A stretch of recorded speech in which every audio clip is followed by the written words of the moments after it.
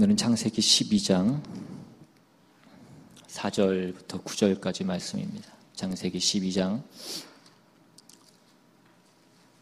4절부터 9절까지 말씀 같이 보겠습니다.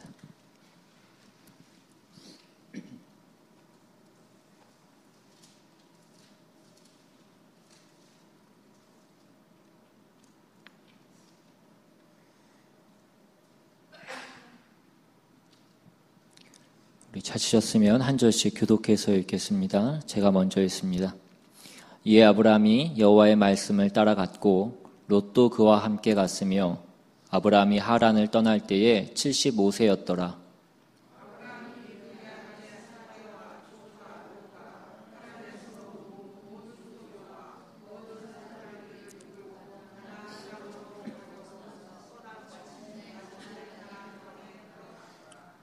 아브라함이 그 땅을 지나 세겜 땅 모레 상수리 나무에 이르니 그때 가나안 사람이 그 땅에 거주하였더라.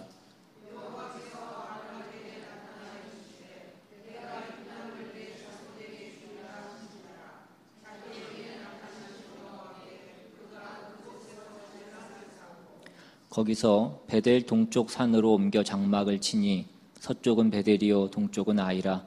그가 그곳에서 여호와께 제단을 쌓고 여호와의 이름을 부르더니 아멘. 예. 요즘 그 뉴스를 보면 그 중국 우한에서 발생한 신종 바이러스, 코로나 바이러스, 일명 그 우한 폐렴이라는 것이 전 세계적으로 급속하게 확산되고 있어서 연일 뉴스에 나오는 것을 보게 됩니다. 제가 어제까지만 해도 감염자가 1,400명 정도라고 했는데 오늘 아침에는 보니까 2,000명이 넘었다라고 그렇게 얘기하더라고요. 그것도 중국의 발표라 그걸 고지고대로 믿을 수 없고 실제로는 훨씬 더 많을 것으로 그렇게 예상이 되고 있습니다. 그래서 지금 각 나라마다 이 우한 폐렴이라는 것 때문에 그 각 나라 질병관리본부센터 같은 곳들에서 이 질병이 확산되지 않도록 많은 애를 쓰고 있는 것을 보게 됩니다. 그래서 요즘에 보면 공항에서도 중국에서 들어오거나 중국을 경유해서 들어오는 모든 여행객들에게는 검역을 굉장히 강화하고 있는 그런 모습들을 보게 됩니다. 그래서 이제 그 모든 검역 가운데서 확진자가 만약에 발생을 하게 되면 그 확진자를 다시 역학조사를 하게 됩니다. 그래서 이 사람이 어디에 있었고 어디를 거쳐갔고 또 누구를 만났는지 그러한 것들을 조사해서 또 그가 접촉한 사람들이 감염이 됐는지 그러한 여부들을 조사하고 그래서 그 사람들로 인해서 더 질병이 퍼져나가지 않도록 막는 그러한 일들을 하게 되는 것입니다. 오늘 본문에도 보시면 오늘 본문에 아브라함의 그 이동 경로가 기록이 되어 있는 것을 보게 됩니다. 아브라함이 어디에 갔고 거기에서 무엇을 했는지 그러한 일들이 기록이 되어 있습니다. 오늘 본문뿐만이 아니라 이 이후의 내용에도 보면 아브라함이 어디에 갔고 거기서 누구를 만났고 거기서 무엇을 했는지와 같은 그러한 내용들이 기록이 되어 있습니다. 우리는 성경이 아브라함의 이러한 행로를 기록하면서 그것을 통하여서 우리에게 무엇을 말씀하려고 하는지를 살펴볼 필요가 있을 것입니다. 오늘 본문에서 하나님의 부름을 받은 그 아브라함이 하나님께 약속을 받고 그리고 그 약속받은 땅에 인도함을 받아서 그가 들어가게 됩니다. 그리고 오늘 본문에 나오는 대로 그가 가는 곳마다 제단을 쌓고 여호와의 이름을 불렀더라라고 그렇게 기록이 되어 있습니다. 성경에서 여호와의 이름을 불렀더라라는 것이 의미하는 것은 하나님께 예배를 드렸다라는 그런 뜻입니다. 하나님께서 아브라함에게 나타나시고 그에게 약속을 주시고 아브라함으로 하여금 그것을 믿게 하시고 확인시켜 주셔서 그 반응으로 아브라함은 가는 곳마다 제단을 쌓고 예배를 드렸다라는 것입니다. 그렇게 아브라함은 하나님을 의지하여 사는 사람의, 하나님을 의지하여 사는 그 인생의 그 복된 것을, 그것이 하나님께서 약속하신 그 복의 근원이 되며 모든 민족이 아브라함으로 인해서 복을 받는 그 책임을 감당하게 되는 것이라는 것으로 말씀하고 있는 것입니다. 우리는 성경을 보면 성경에 나오는 어떤 위인들이나 어떤 그런 믿음의 영웅들을 보게 될 때 때로는 우리 마음 속에 조금은 갈등이 생길 때가 있습니다. 공통되게 우리 안에 생기는 어떤 질문이 생길 때가 있습니다. 그것은 무엇이냐면, 왜 하나님께서는 나에게는 이렇게 나타나셔서 역사하시지 않는가? 왜 하나님은 나를 이렇게 개인적으로 만나주시지 않는가라는 것입니다. 좀 더 보편적으로 얘기를 하자면, 하나님께서 왜 그의 백성들을 개인적으로 만나주시고 개인적으로 역사하셔서 어떤 믿음의 확신과 믿음의 확인을 주시지 않는가라는 생각을 우리는 하게 될 때가 있습니다. 성경을 자세히 보시면 아브라함이나 모세나 그런 위인들이 어떤 그들의 남다름이나 어떤 그들이 특별했기 때문에 하나님의 부르심을 받고 하나님의 택하심을 받았다라고 그렇게 기록되어 있지 않고, 하나님께서 그들을 세우셔서 그들로 하여금 다른 모든 사람들을 만나시기 위해서 그들을 세우셨던 것을 우리는 보게 되는 것입니다. 오늘 우리가 본 오늘 본문의 이 장면만 해도 아브라함의 어떤 남다름이라던가 아브라함의 어떤 특별함을 성경이 강조하고 있는 것이 아니고, 아브라함을 세우셔서 하나님이 일하시려고 하는 하나님의 특별한 계획을 우리에게 말씀하고 있는 것입니다. 하나님이 아브라함을 세운 것은 다른 모든 사람들과 아브라함을 구별하기 위해서 세우신 것이 아니고 모든 민족을 복 주시기 위해서 아브라함을 세우셨다라는 것입니다. 그래서 이 아브라함이라고 하는 이 사람의 중요성은 아브라함의 어떤 특별함에 있는 것이 아니고 하나님이 그 인류를 향한 구원의 간섭과 그 일하심의 어떤 첫 번째 대표요 상징으로 아브라함 그렇게 얘기하는 것입니다. 그래서 성경을 보시면 성경은 이 어떤 아브라함의 개인적인 특별함을 성경이 증언하고 있지 않습니다. 하나님께서 아브라함을 세우신 것은 거듭 강조하다시피 아브라함을 그 복의 근원으로 삼아서 모든 민족으로 하여금 복을 받게 하시려는 하나님의 뜻이 있는 것입니다. 그래서 하나님은 아브라함에게 나타나시고 그 나타나신 것으로 그에게 확인시키시고 항복시키신 것으로 이제 모든 사람에게 하나님이 증거되기를 원하시는 것입니다. 그러니까 하나님은 하나님을 나타내시는 그 방법을 일반적인 방법으로는 이 아브라함을 통하여 증거되기를 원하신다라는 것입니다. 우리의 생각에는 하나님이 그냥 직접 나타나셔서 말씀하시는 것이 더 좋을 것 같다라고 그렇게 생각을 하지만 그건 우리 생각이고, 하나님은 그렇게 하지 않으시고 어떤 사람들에게 당신을 나타내셔서 그 사람들을 통하여 당신이 증언되기를 원하신다라는 것입니다. 또한 그 나타나시는 사람에게 하나님의 모든 능력과 하나님의 모든 이해를 다 주어서 그것으로 하나님을 설명하게 하는 것이 아니라 하나님과 하나님을 나타내시는 그 사람과의 관계와 어떤 교제를 증언하게 하시는 것이고, 그것을 증거하는 자와 증거를 받는 자가 동일한 환경 가운데에서 위치 가운데에서 그 증언을 하게 하신다라는 것입니다. 그래서 아브라함은 그의 평생에 보시면 그 약속받은 땅에 들어가지만 그 땅에서 아무런 기업을 얻지 못합니다. 우리가 잘 알다시피 그 아내 사라가 죽었을 때에 그 사라를 매장하기 위해서, 장사 지내기 위해서 얻은 그 매장지, 그 굴 하나가 전부였습니다.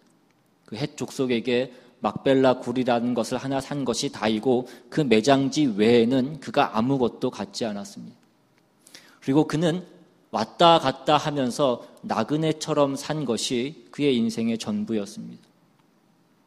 그가 왜 나그네처럼 이렇게 왔다 갔다 하면서 살아야 됐냐면 그는 이렇게 왔다 갔다 하면서 더 많은 사람과 더 많은 일을 만나서 하나님을 의지하면서 사는 사람의 다름이 무엇이 다른 것인가를 그 사람들에게 증거해야 됐기 때문에라는 것입니다. 그것을 사람과 사람 사이의 모든 관계 속에서 자신이 있는 그 모든 삶의 자리에서 그 모든 삶의 정황 가운데에서 세상밖에 믿을 것이 없는 사람들에게 하나님을 믿는 사람으로서 하나님을 의지하는 사람으로서의 다른 어떤 판단과 다른 결정과 어떤 다른 삶의 내용과 다른 삶의 기준을 그가 증언해야 됐던 것입니다.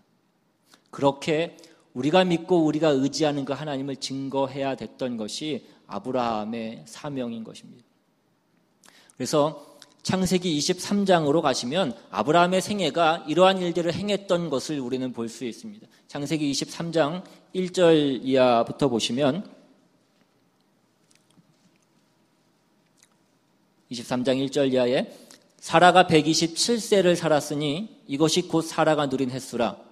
사라가 가나안 땅 헤브론 곧 기럇 아르바에서 죽음에 아브라함이 들어가서 사라를 위하여 슬퍼하며 애통하다가 그 시신 앞에서 일어나 나가서 헷 족속에게 말하여 이르되 나는 당신들 중에 나그네요 거류하는 자이니 당신들 중에서 내게 매장할 소유지를 주어 내가 나의 죽은 자를 내 앞에서 내어다가 장사하게 하시오.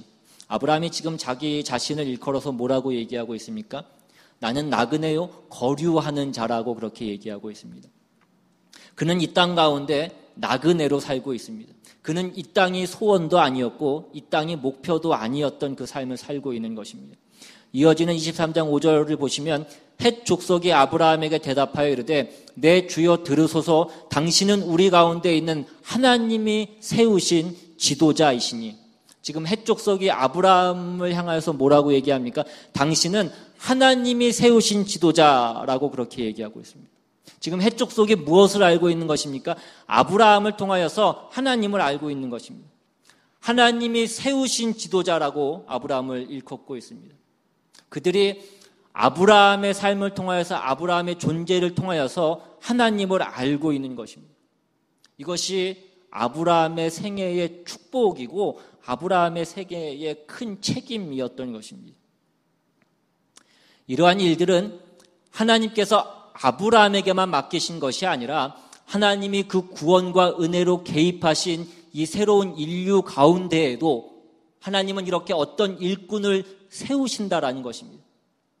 어떤 일꾼을 세우셔서 그 일꾼에게 하나님이 나타나셔서 그 하나님의 종으로 부름받은 자의 그 항복과 그 만족과 그 분명한 믿음으로 사람들 앞에서 증언하게 하신다라는 것입니다. 그 모든 삶의 정황 가운데에서 하나님을 의지하여 사는 자의 그 다름과 그가 의지하는 하나님의 어떠하심을 사람들 앞에 증거하게 하시는 그 방법을 택하여서 지금까지 그 방법을 사용해 오고 계신 것입니다. 그리고 이 일은 나중에는 구약시대에는 이스라엘 백성들이 이 역할을, 이 책임을 감당하게 되는 것이었고 신약시대에 와서는 그것을 누가 맡게 되냐면 교회가 맡게 되는 것입니다. 여기서 말하는 교회라는 것은 어떤 교회를 얘기하는 것이 아니라 예수 안에서 하나님을 믿는 모든 그 믿음의 공동체를 얘기하는 것입니다. 이것이 무슨 뜻인가 좀 더 보기 위해서 사도행전으로 한번 가보겠습니다. 사도행전 2장으로 한번 가보십시오. 제가 가진 성경 191페이지입니다.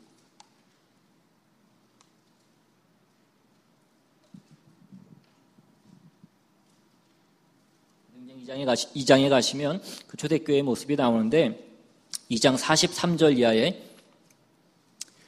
사람마다 두려워하는데 사도들로 말미암아 기사와 표적이 많이 나타나니 믿는 사람이 다 함께 있어 모든 물건을 서로 통용하고 또 재산과 소유를 팔아 각 사람의 필요를 따라 나눠주며 날마다 마음을 같이하여 성전에 모이기를 힘쓰고 집에서 떡을 떼며 기쁨과 순전한 마음으로 음식을 먹고 하나님을 찬미하며 또 온 백성에게 칭송을 받으니 주께서 구원을 받는 사람을 날마다 더하게 하시니라.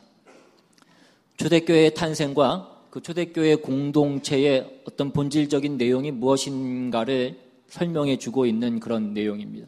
한마디로 얘기하자면 그들이 유무상통했다라는 것입니다.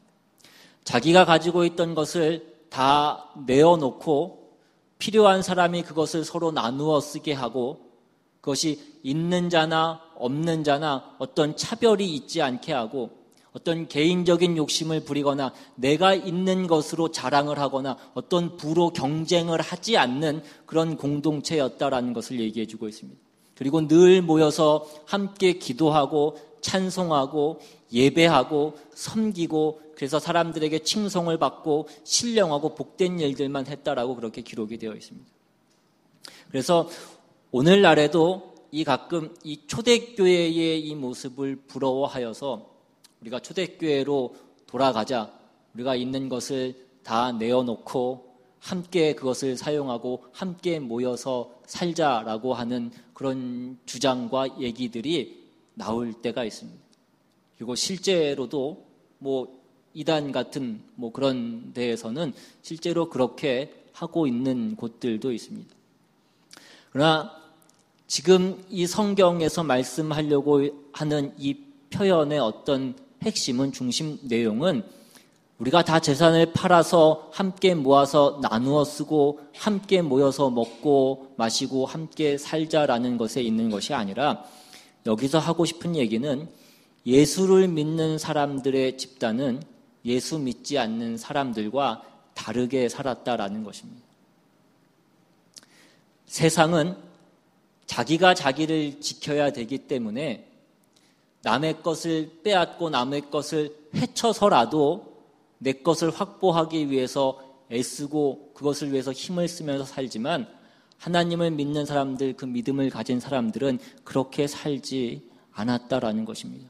매일 모여서 기도하고 찬송하고 하나님으로 인하여서 만족하는 것이 세상을 따라 살아서 만족하는 것과는 비교할 수 없이 더 높고 더 컸다라는 것을 말씀하고 있는 것입니다. 우리가 다만 어떤 부정적인 내용으로 종교 생활을 하는 것처럼 예를 들어 거짓말하지 않고 도둑질하지 않고 이기심을 갖지 않고 어떤 이런 부정적인 내용만으로 종교 생활을 하는 것이 아니라 좀 더 적극적이고 좀 더 긍정적으로 만족하게 살았다라는 그 얘기를 하고 있는 것입니다. 그래서 어떻게 됐다라고 말씀하고 있습니까? 주께서 날마다 그 믿는 자들을 더하게 하셨다라고 그렇게 기록되어 있습니다. 그러니까 오늘날 교회의 책임은 예를 들면 성경에서 말씀하시는 대로 그 마태복음 28장 19절에 모든 민족으로 제자를 삼으라던가 또한 사도행전 1장 8절에 나오는 땅 끝까지 이르러서 나의 증인이 되라라고 하시는 그 모든 말씀들은 너희가 그 모든 다른 사람들의 삶의 자리에 들어가서 다르게 다른 삶을 살라라는 것입니다. 이것이 무슨 우리가 그 예전에 십자군 전쟁을 하듯이 어떤 운동을 하고 어떤 구호를 외치듯이 힘을 가지고 휩쓸어야 된다라는 것을 얘기하는 것이 아니고 우리의 삶의 자리에서 우리가 하나님을 의지하면서 살고 우리가 하나님의 뜻을 따라서 살며 우리가 하나님의 계획을 따라서 준비하는 자로서의 다른 판단과 다른 결정과 다른 선택과 다른 기준으로 우리는 살아가는 것입니다. 그것으로 우리가 세상 사람들 앞에서 세상 사람들과 달리 하나님을 믿고 하나님의 약속을 믿고 하나님의 약속을 의지하면서 살고 하나님의 계획과 뜻을 우리의 소원으로 삼고 있는 사람인 줄을 우리가 증언하는 것입니다. 그래서 하나님이 누구신가를 나타내는 것이고 그것을 증거하는 자로 살도록 마치 아브라함을 부르신 것처럼 하나님께서 교회를 그렇게 부르셔서 그렇게 사용하신다라는 것입니다. 여러분, 예수를 구주로 믿는 사람들은 이 세상 가운데 이 세상 사람들의 눈으로 보기에는 이질적으로 보이게 되어 있습니다. 우리끼리 행복을 추구하면서 사는 사람들이 아니기 때문에 그렇습니다. 우리는 이 세상의 가치관을 맹목적으로 추구하는 사람들이 아니기 때문에 그렇다라는 것입니다. 베드로전서 1장 1절에 보시면 그 처음 인사말에서 베드로가 그 교인들에게 성도들에게 뭐라고 얘기하냐면 그들을 뭐라고 부르냐면 흩어진 나그네라고 그렇게 부릅니다.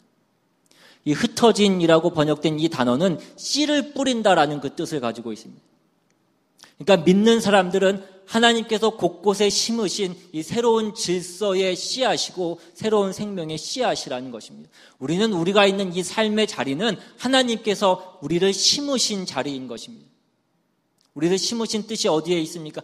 하나님께서 각자에게 주신 그 은사를 나눔으로 서로를 풍성하게 하는 것이고 공동체 안에서 경험한 그 기쁨을 세상 가운데로 흘러나가게 하는 것입니다. 하나님이 우리를 택하시고 하나님이 우리를 부르신 까닭은 우리를 어둠에서 빛 가운데로 인도하신 하나님의 그 구원의 은혜와 그 구원의 섭리를 선포하게 하기 위해서라는 것입니다. 우리는 그 증언자로 부름을 받은 것입니다. 그런데 그 증언하는 그 일은 우리가 말로만 하는 것이 아니라 우리의 삶으로 해야 된다는 것입니다. 그러니까 교회 안에는 이렇게 하나님을 증거하는 자들의 집단이 공동체로 모여서 사람과 사람이 살면서 가지는 모든 삶의 정황들을 만나게 되어 있습니다. 교회라고 해서 모든 인생이 살아야 되는 그 삶의 현실적인 요구와 필요가 없어지지 않습니다. 우리는 먹어야 되고 얘기해야 되고 의논해야 되고 결정해야 되는 일들이 있습니다. 그러나 그때에 우리는 세상과 그것을 다르게 해야 된다라는 것입니다. 다툼이 없고 싸움이 없다라는 것을 얘기하는 것이 아니라 그걸 어떻게 하느냐라는 것입니다. 맞고 틀리고의 문제가 아니라 먼저 앞선 자가 있고 조금은 뒤처진 자가 있을 수 있습니다. 이것을 먼저 해야 된다는 사람이 있을 수 있고 저것을 먼저 해야 되는 사람이 있다는 것입니다. 한꺼번에 해야 된다는 사람이 있고 하나씩 차근차근 해야 된다는 사람이 있을 수 있는 것입니다. 우리가 인생을 살아가는 우리의 삶의 현장에서도 이러한 삶의 정황들은 다 별로 다르지 않습니다. 여러분이 여러분 자녀를 기를 때에 부모가 자녀에게 하는 말은 무엇입니까? 저번에도 말씀드렸지만 숙제 먼저 하고 놀라는 것입니다. 그러면 자녀들은 뭐라고 얘기합니까? 먼저 놀고 숙제하겠다라는 것입니다. 그러면 그 다음은 어떻게 됩니까? 큰 소리가 오가고 사내 죽이네 이런 소리들이 오고 가게 되는 것입니다. 그러면 또 아이는 속으로 내가 이제 고등학교만 졸업하면 곧바로 독립하겠다라는 그런 마음을 먹게 되는 것입니다. 세상에 많은 모녀, 그 엄마와 딸들이 있습니다. 그 모녀의 관계 가운데에는 그 관계가 좋은 정말 친구와 같은 그런 관계를 가진 모녀의 관계도 있고 앙숙같이 만나기만 하면 싸우는 그런 모녀의 관계도 있습니다. 그러나 어떤 모녀든지 간에 싸우지 않는, 한 번도 싸우지 않는 그 모녀의 관계는 있지 않습니다. 그리고 그 모녀의 관계에서 그 싸움이 있을 때마다 어느 가정마다 레퍼토리로 나오는 그 대사가 있습니다. 그것이 무엇입니까?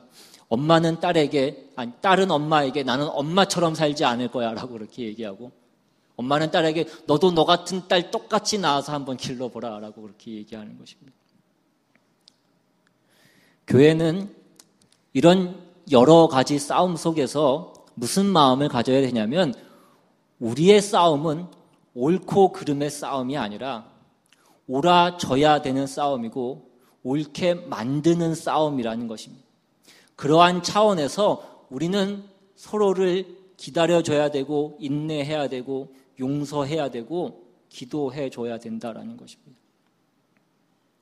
보네퍼는 성도의 공동생활이라는 책에서 교회는 너와 내가 만나는 곳이 아니라 그리스도 안에 있는 내가 그리스도 안에 있는 너를 오직 그리스도 안에서 만나는 곳이라고 그렇게 얘기했습니다.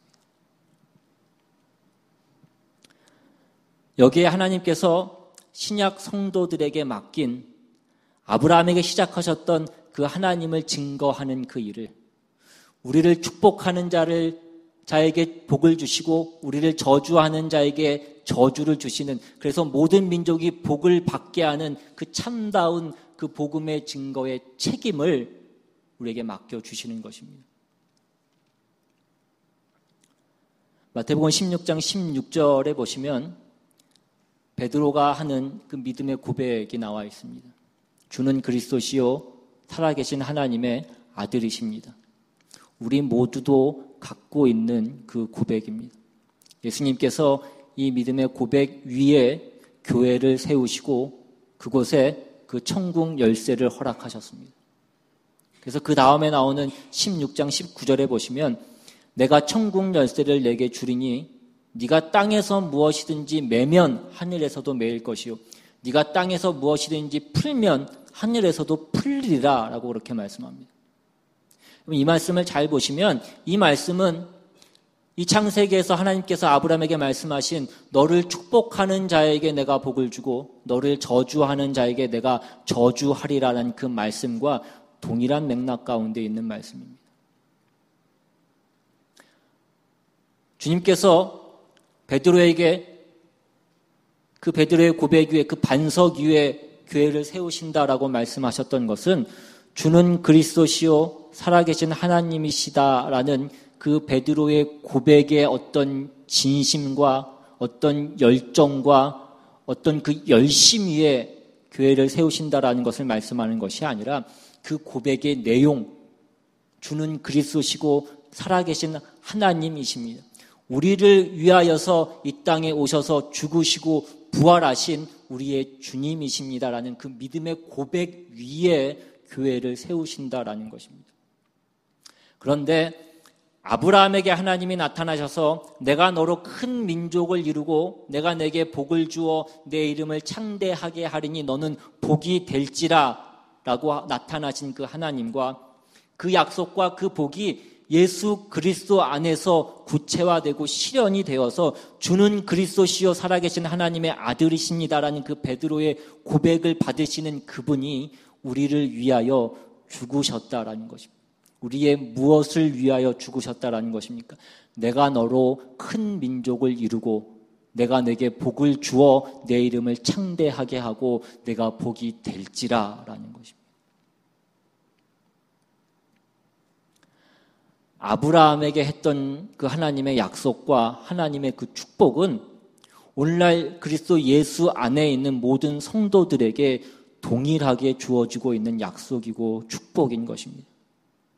그래서 아브라함이 되고 그의 생애를 사는 그 모든 것이 그를 만나는 모든 사람들에게 그의 삶을 지켜보는 모든 사람들 앞에 그의 사소한 삶이 그의 반복되는 그 일상들이 그 자질구레한 그 삶의 모든 경우들이 정말 기적과 같은 하나님이 누구신가를 증언하는 그 삶이 되는 것처럼 오늘 예수를 믿는 우리 모든 성도들의 삶이 그와 동일한 삶이라는 것입니다.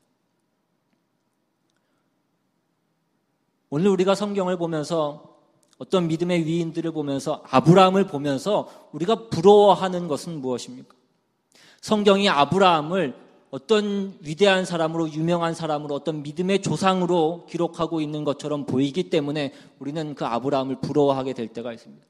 그러나 아브라함을 통해서 일하시는 하나님의 그 손길은 오늘 예수 그리스도 안에서 우리 가운데 일하시는 그 하나님의 손길과 그 역사하심과 동일하다라는 것을 우리가 기억해야 된다라는 것입니다. 아브라함은 하나님이 주신 약속, 내 자손이 하늘의 별 같고 바다의 모래 같으리라는 그 약속을 받았지만 그의 생애 가운데에서 그가 후손으로 받은 것은 이삭 하나밖에 없었습니다. 그러니까 하나님이 주신 그 비유로 얘기하자면 모래 하나밖에 그가 받지 못한 것입니다. 그러나 그가 그 이삭 하나를 보고도 하늘의 별과 그 바다의 모래를 소유한 자로 그가 그 생애를 살았던 것 같이 우리 모든 성도들은 주는 그리스도시요 살아계신 하나님의 아들이십니다라는 그 고백을 갖게 하신 그 예수 그리스도를 소유한 자같이 소유한 자로서 오늘 우리의 삶을 살아가야 되는 것입니다. 하나님이 아브라함에게 주신 내가 너로 큰 민족을 이루고 내게 복을 주어 내 이름을 창대하게 하고 너는 복이 될지라라는 이 말씀의 약속보다 더 큰 그 아들이 우리를 위하여 나를 위하여 죽으셨다라는 것입니다. 로마서 8장에 보시면 이 내용을 어떻게 표현하고 있냐면 31절에 그런즉 이 일에 대하여 우리가 무슨 말 하리요? 만일 하나님이 우리를 위하시면 누가 우리를 대적하리요? 자기 아들을 아끼지 아니하시고 우리 모든 사람을 위하여 내어주시니가 어찌 그 아들과 함께 모든 것을 우리에게 주시지 아니하겠느냐? 아들을 주셨는데 그 아들마저도 아끼지 아니하셨는데 무엇을 우리에게 아끼시겠냐라는 것입니다. 아브라함에게는 그 아들을 주시지 않았습니다. 동일한 약속, 동일한 축복을 약속하셨지만 아브라함에게 한 건 말씀뿐이셨고 아브라함에게 확인시켜 주셨던 것은 그의 생애 가운데 100살 되어서 낳은 이삭 하나밖에 없었습니다. 아브라함이 하나님의 약속에 대해서 받은 현실적인 증거가 100살에 낳은 그 이삭 하나였다면 우리는 어떻냐라는 것입니다. 우리는 우리를 위하여서 성자 하나님이 이 땅에 오셔서 우리를 위하여 죽으셨다라는 것입니다. 누가 더 큰 걸, 더 큰 증거를 갖고 있냐라는 것입니다. 같은 약속, 같은 축복의 약속을 받았지만 우리가 받은 그 증거는 아브라함이 받은 증거와 비교할 수 없이 더 크고 더 영광되고 더 위대한 것이라는 것입니다. 이제 아브라함이 그의 전 생애를 통하여서 하나님의 사람으로 살아가기 시작하는 것입니다. 그것은 그의 삶의 어떤 책임이기 이전에 그의 삶의 자랑이고 그의 삶의 영광이었던 것입니다. 오늘 우리 모든 성도들의 인생도 그와 동일한 그 삶을, 동일한 인생을 살아가고 있는 것입니다. 오늘 우리가 당하는 우리의 모든 삶의 자리, 우리가 사소하게 보고 우리가 보잘것없이 보고 하찮게 보이는 우리의 삶의 자리가 하찮은 것이 아니라는 것입니다. 우리가 있는 어느 곳에서나 우리 앞에는 누군가가 있고 우리 옆에는 누군가가 있는 것입니다. 우리를 지켜보고 있는 사람들이 있다라는 것입니다. 우리가 하는 판단과 우리가 하는 결정과 우리가 사는 그 삶의 내용과 우리가 하는 그 반응과 우리가 그렇게 하는 그 이유와 그 모든 근거는 이 모든 것들이 우리와 관계되는 그 모든 사람 앞에 하나의 의문거리로, 질문거리로 나올 수 있어야 된다라는 것입니다. 저 사람은 왜 저렇게 사는가? 무엇이 저들을 저렇게 결정하며 살아가게 만드는가라는 것입니다. 아브라함에게 그랬던 것처럼, 신약 교회가 그래왔던 것처럼 이 사람들은 왜 그렇게 사는가라는 그 질문이 나올 수 있도록 우리 배후에 있는 그 하나님을 우리를 통해서 사람들이 찾을 수 있도록 하는 그 삶이 우리의 삶이며 그것이 우리의 삶의 위대함이며 우리의 삶의 복된 것입니다. 남의 것을 빼앗아서 내 것을 채우는 복이 아니라 남의 것을 빼앗아서 내 것을 쌓는 그 복이 아니라 아무리 나누어 주고 아무리 베풀어도 모자랄 것이 없고 손해볼 것이 없는 그 하나님의 복을 실어 나눠주는 증언하고 그 은혜를 베푸시려는 하나님의 손길에 순종하는 그런 인생으로 우리 모두가 서 있는 것입니다. 이 기쁨과 이 확인이 오늘 우리의 매일매일의 그 삶의 자리 가운데 그 모든 삶의 정황 가운데 우리가 매일매일 반복하고 별 의미 없이 보이고 하찮게 보이는 그 모든 삶의 상황들 가운데에서 확인될 수 있기를 바랍니다. 그래서 우리의 매일매일의 그 삶의 가치를 알게 되고 거기서 하나님의 사람으로 살아서 성경이 말씀하시는 너희가 왕같은 제사장이다라는 그 하나님의 말씀을 오늘 우리의 삶 가운데 우리가 체험하고 우리의 그 복된 믿음을 누리며 그 승리를 누리는 저와 여러분이 다 되시기를 주님의 이름으로 축원합니다. 우리 시간 같이 찬양하고 한번 기도하기를 원합니다.